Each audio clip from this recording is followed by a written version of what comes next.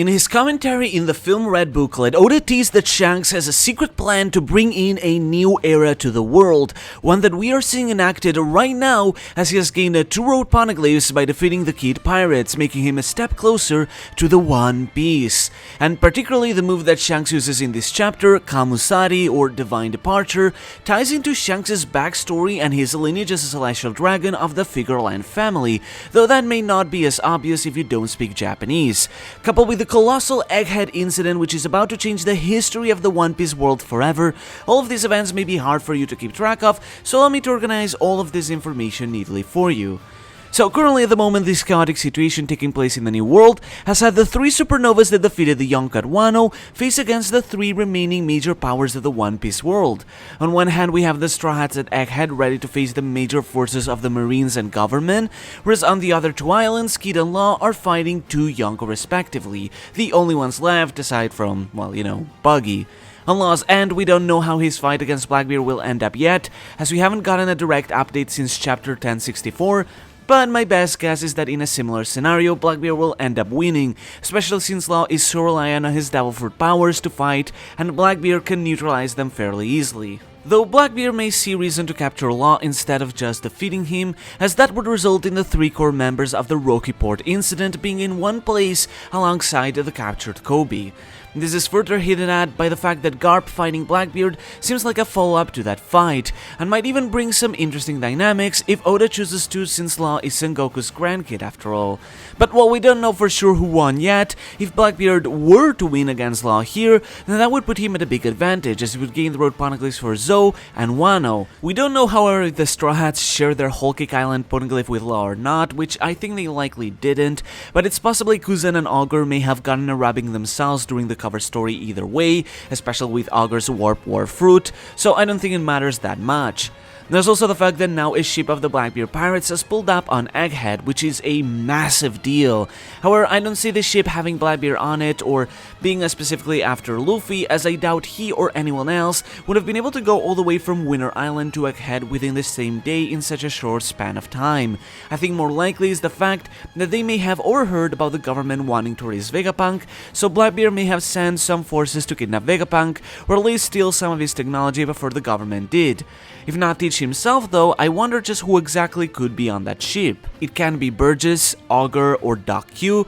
but it could be any of the remaining Titanic captains such as Shiryu, Lafitte, Devon, Pizarro, Vasco Shot, or San Juan Wolf. However, a particularly interesting option would be Kuzan himself, as that would mean that we are quite literally having a repeat of the Ohara incident, with Kuzan now perhaps being able to change history for the better this time. A potential clash between Kizaru and Kuzan could be particularly interesting as well. However, on the complete other end, instead we have the Kid Pirates versus the Red Hair Pirates, which ended swiftly within this chapter. Not only did Shanks quickly defeat Kid through using Kamusari, but then later Dory and Broggy used their iconic Hakoku attack, the same attack they used to defeat the Seeking Island Eater at Little Garden, to completely destroy the Victoria Punk and eradicate the Kid Pirates. Fittingly enough though, they state how if you point a gun at someone, then you should be ready to bet your life on it, which is almost identical to the wording that Shanks used in chapter 1 to Higuma,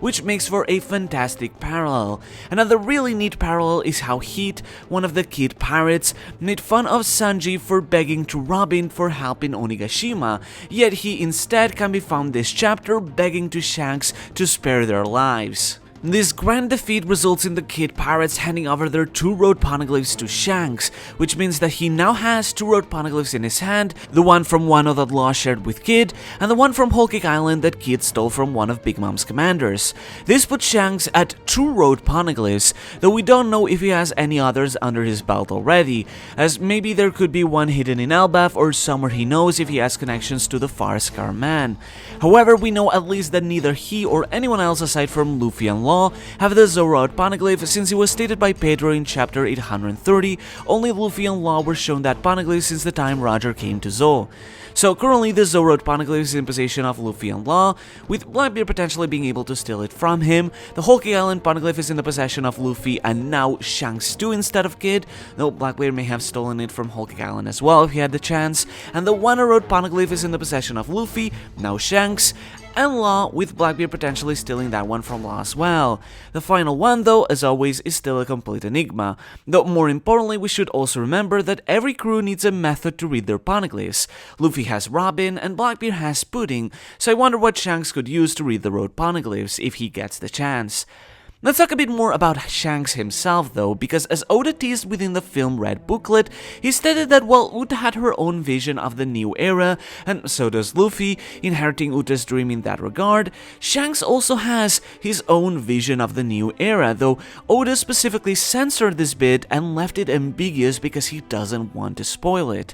It's possible that him leaving Uta behind at Elysia may not have been just a choice motivated to further her career, but may have also been just part of his grand plan of the new era. Hey, if my theory that the One Piece is being Sasaki may prove to bear fruit, then it would make sense that Shanks wanted to raise someone who could share a song with the entire world, as he specifically told Uta that she is the only one who can share that joy with the entire world. But similarly, even when it comes to Luffy himself, he too may have been in a sense a pawn in Shanks' schemes. That doesn't necessarily mean that Shanks doesn't love or care about Luffy, because I think at this point it's clear that he legitimately does and is kinda hard. Something we see in this chapter how he shelters pirates from many crews in his massive fleet despite their weaknesses, to allow them to thrive in the new world. But he has certainly been nudging Luffy in the right direction all these years, even giving him a hand in Wano by stopping Ryokugyu to help him achieve his position of Pirate King. And the grim reality we see here in Elbaf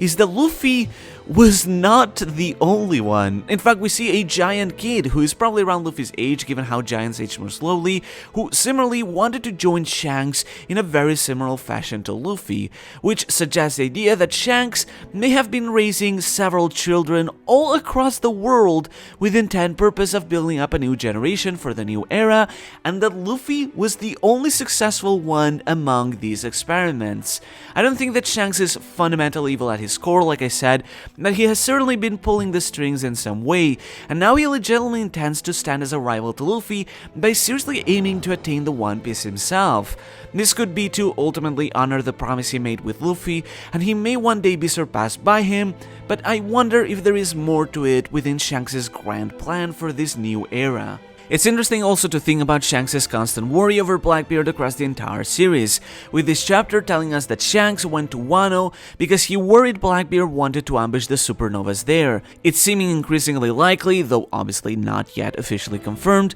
that the certain pirate Shanks wanted to talk to the Gorosei about could have been Blackbeard. Even in the pre-timeskip, Shanks warned Whitebeard that Blackbeard left a scar on his face during a battle when he wasn't caught off guard or holding back. As Shanks put it, Blackbeard has always hidden his true strength. He's lurked in the shadows so that he can take the world by surprise when they expected it less. Shanks literally told the great pirate Whitebeard that Blackbeard could one day steal his place, something that did end up happening. So if Shanks was this strong against Kid, was this afraid of Blackbeard, then you can only imagine what Blackbeard's real strength, the one he has been hiding all this time, really is like. Now, I wonder if at this point, if Oda would really set up the traditional plotline a lot of people are expecting of Blackbeard killing Shanks, considering that if Blackbeard defeats Law, he would have already no use for any of Shanks' road poneglyphs. However, this whole thing also ties into Shanks' own past and backstory, because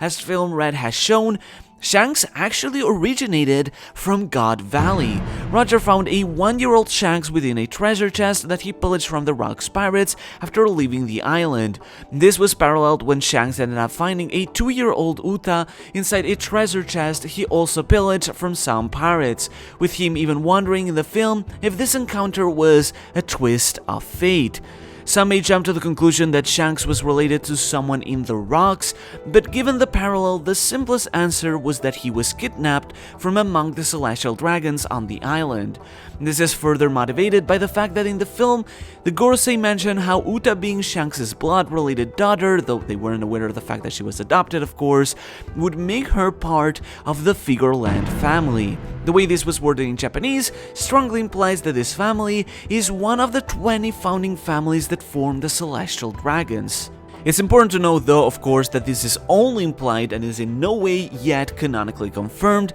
but the large part of the Japanese fandom has already taken it as strongly implied that Figarland Shanks was actually born as a celestial dragon in God Valley. The implications of this are no doubt massive, especially on a symbolic level, since the celestial dragons represent the ultimate negative force for this world, the devils that rose to become gods, making Shanks a false god among them, even if he is most likely considered a fallen one like Doflamingo. But what makes all of this particularly odd is exactly what Shanks does this chapter. He shows incredible prowess with his haki abilities, particularly with his incredibly keen advanced observation haki when he uses future sight. The Film RED booklet also commented how Shanks' conqueror's haki is so powerful he can even kill the observation haki of other users, blocking them from using future sight and the like. But then he finishes it off with a move called Kamusari. This is a move that was originally used by Shanks' former captain, Gold D. Roger, which now Shanks has inherited. But the important thing is the etymology of this word, because Kamusari is often translated to divine departure, though a simpler, more literal translation is avoiding the gods, or staying against the gods, literally composed by the kanji of gods and staying away. And in this context, the gods are most likely referring to the celestial dragons, who Roger and many others opposed, being a member of the D clan, the so-considered natural enemies of the gods, the enemies of the celestial dragons, and nature herself. This is particularly odd because if Shanks himself is a celestial dragon, then this attack is one that pits him as an enemy of the gods, or the complete opposite end of that group of people. I think it's evident at this point that Shanks doesn't have an allegiance to them anymore, but I still can't help but wonder if there is more to this. After all, Oda has confirmed in his commentary that the Figarland family will be further expanded in the future of the story, so Shanks will no doubt play a big role in the story to come, and his heritage will hold some key clues to the mysteries of the world. I feel that now, better than ever, we can get a good glimpse at the final structure of One Piece, because the three clashes we are seeing happen over these three islands are fundamentally setting up the three final antagonists of One Piece. On one hand, here at Elbaf, we have Shanks, who Luffy will have to fight to prove that he can surpass him. On the other, on Winner, we have Blackbeard, who has been set up as the opposite of Luffy across the entire series, and on Egghead, we have the government itself, symbolized of course by Imu-sama directly.